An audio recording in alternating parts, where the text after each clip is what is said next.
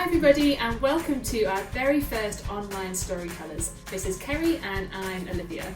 So this week we're going to be having loads of fun together. We're going to be reading a book together, making a craft and having a look at some read and chat cards. And our first book is The Littlest Yak.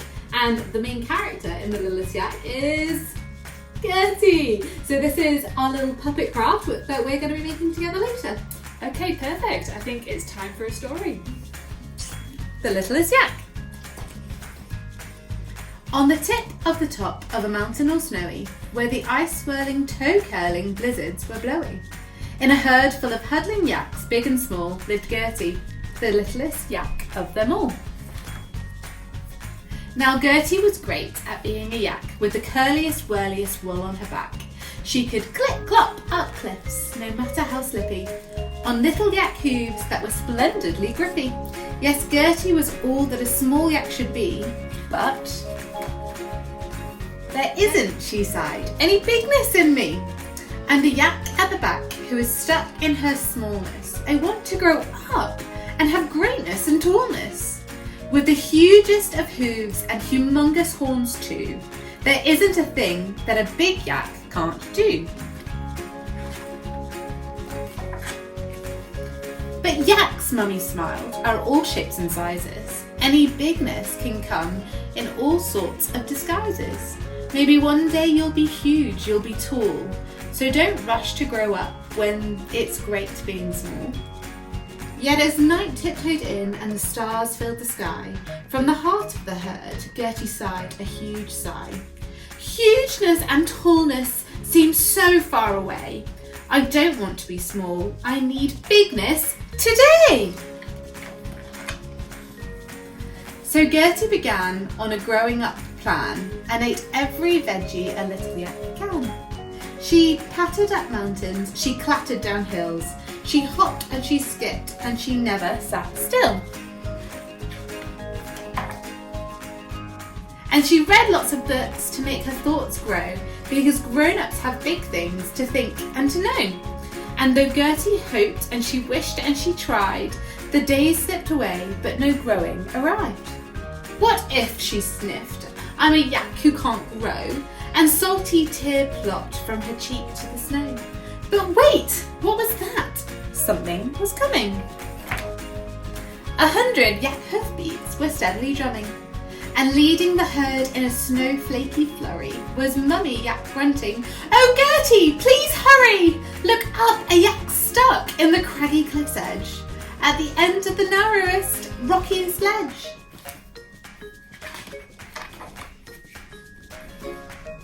Our hooves are too heavy, our horns are too wide, to squeeze on a ledge on a steep mountainside. But you are our littlest, grippiest yak. Only you can squeeze up there and bring that yak back. You need me, Gertie gasped, because I'm so small. My smallness can do something big after all.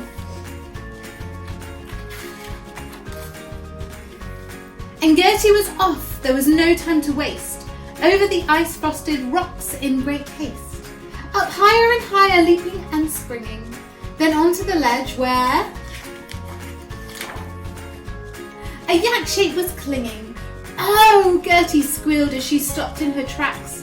Why, you're the tiniest, weeniest, teeniest of yaks.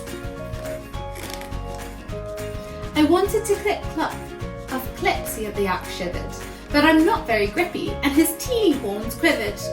Well, gripping, smiled Gertie, is what I do best. Just hold on tightly, and I'll do the rest. So onto her back the teeniest yak leapt, and down through the rocks and the ice Gertie swept. Home to the herd far below, cheering loudly. Gertie, you did it! They all grunted proudly. The teeniest yak would be stuck without you. There are some things only a small yak can do.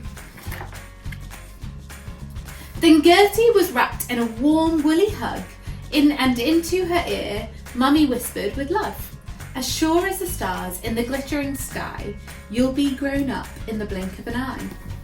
But it's here and it's now, whilst you're wonderfully small, that you've found you've got bigness inside you after all. And as Gertie gazed up at the moon's silver light, being small, the little yak smiled. It's all right, for I'm just the right size that a Gertie should be. I'm perfectly little and perfectly me. So now I'm going to show you how to make Gertie the littlest yak. The first thing to do is cut out your yak shape. I've just done one here earlier. And then you can attach the wool on Gertie.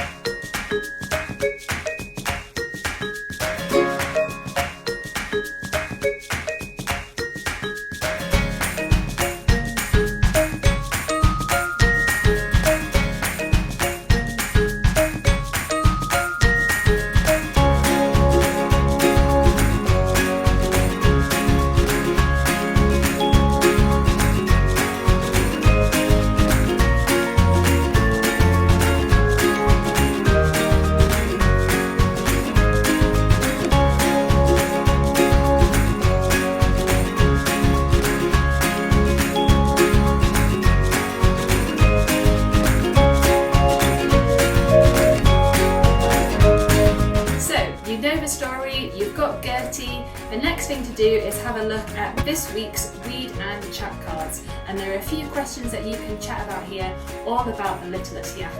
And when you've chatted about it and you've made Gertie, make sure to take a picture, and if you put it on social media, make sure that you tag us with FFL Storytellers. Great, and we'll see you next time.